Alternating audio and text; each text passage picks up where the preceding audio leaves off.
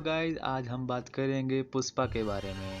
तो पुष्पा की कहानी जानने से पहले इस चैनल को सब्सक्राइब कर दें और बेल आइकन को दबा दें। तो गाइस, हम पुष्पा के बारे में बात करेंगे। आपको पता होगा कि पुष्पा कैसे एक गरीब आदमी था और कैसे वो चंदन की लकड़ियां बेचकर रातों रात करोड़पति बन गया और 2 नंबर काम करने में बहुत ही मशहूर हो गया और पुलिस उसके पीछे पीछे लग गई और पुलिस ने उसको पकड़ने की बहुत कोशिश की और वो भागता रहा। जैसा कि आपको पता है कि वो तिरुपति में रहता था और पुष्पा के बहुत सारे दुश्मन थे जो कि नहीं चाहते थे कि पुष्पा अमीर हो। तो वो पुष्पा को मारने की बहुत कोशिशें करते रहे, लेकिन पुष्पा हर बार उनसे बच जाता था। तो गाइस, आज हम आपको बताएंगे पुष्पा की अगली कहानी कि पुष्पा कैसे पुलिस के चंगुल से बचता है और पुष्पा कैसे एक करोड़पति इंसान बनता है। तो गाइस, चलो चलते हैं पुष्पा की कहानी पर कि पुष्पा ने कैसे वो लकड़ियां बेच बेच कर कैसे एक करोड़पति बना। पुष्पा वो लकड़ियां लेने के लिए जंगल के बहुत ही घने जंगलों में बहुत ही गहराई में जाता था और वहां से वो चंदन की खास लकड़ियां निकालता था जिनकी कीमत अंडरवर्ल्ड की मार्केट में करोड़ों में होती थी। और वो वहां से लकड़ियां निकाल कर पुलिस वालों से लकड़ियां छुपा कर, क्योंकि वो एक गैर कानूनी काम था, तो वो बेचा करता था और उसने उससे करोड़ों कमाए। तो आज हम गाइस बात करेंगे पुष्पा के अगले हिस्से की कि पुष्पा ने कैसे ही अपनी अगली ज़िंदगी शुरू की। और पुष्पा को जब पुलिस ने पकड़ लिया तो पुष्पा बहुत ही घायल था और वो तिरुपति जेल में तो पुष्पा को कैद कर लिया गया। और जब पुष्पा को तिरुपति जेल में कैद कर लिया गया तो उस पर बहुत सारे जुल्म होते थे, उसको बहुत मारते थे और पुलिस वाले उससे उसके खुफिया ठिकानों के बारे में पूछते थे, लेकिन पुष्पा बहुत ही जिद्दी था और वो किसी को कुछ नहीं बताता था। तो पुष्पा को तिरुपति जेल में पुलिस ने कैद कर लिया और इस तरह एक बार जब उसको मौका मिला तो पुष्पा तिरुपति जेल से भागने में कामयाब हो गया।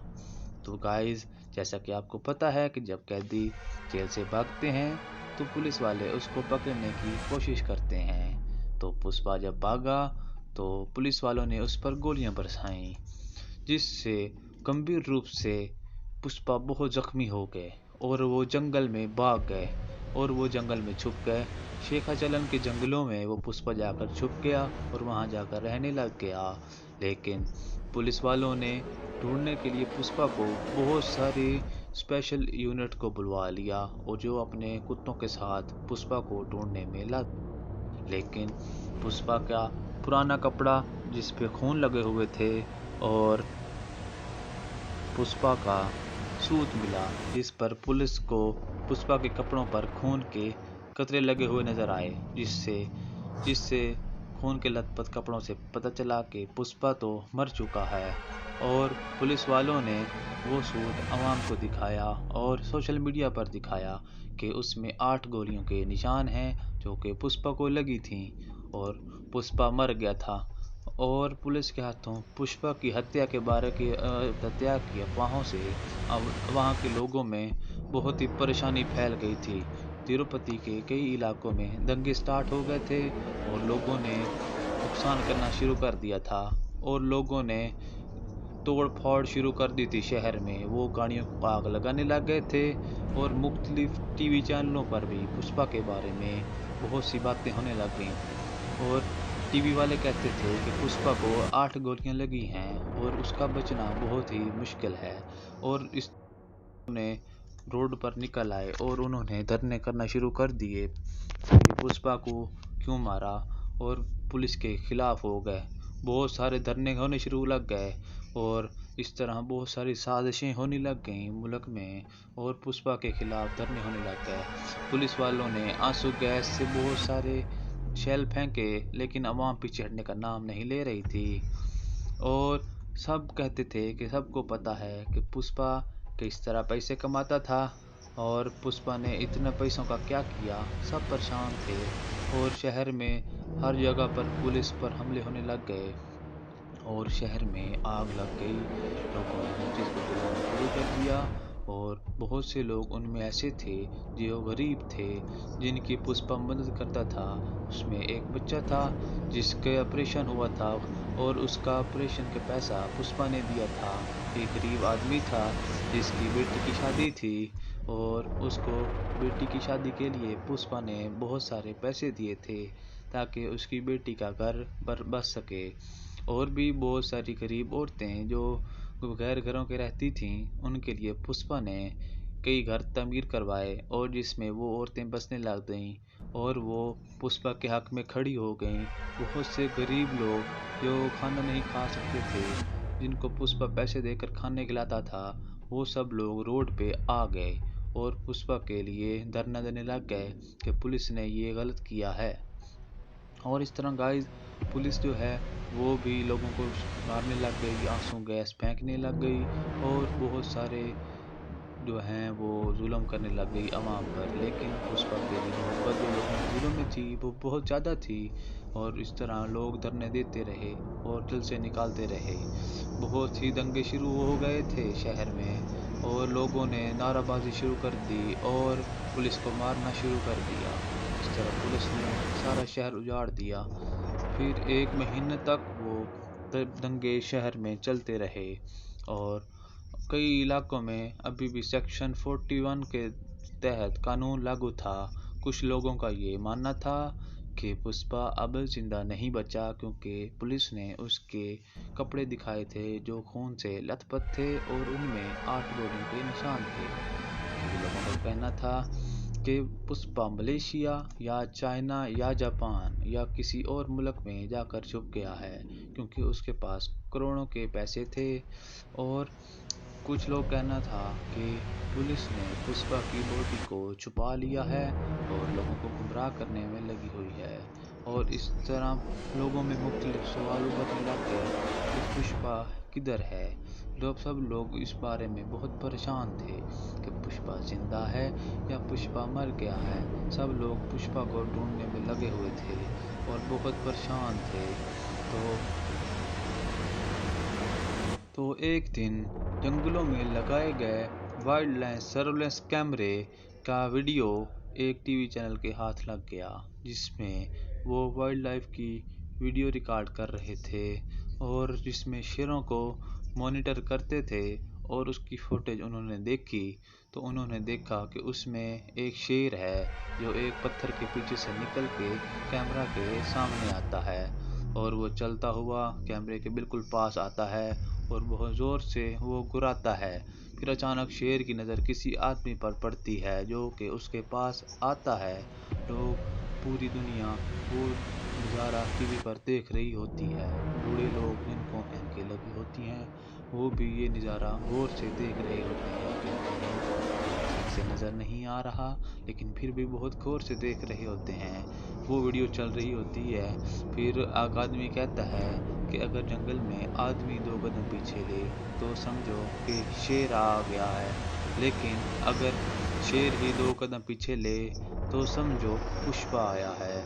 वो आदमी पुष्पा होता है। सब लोगों की आंखें खुली की खुली रह जाती हैं जब वो जंगल में पुष्पा को जिंदा देखते हैं।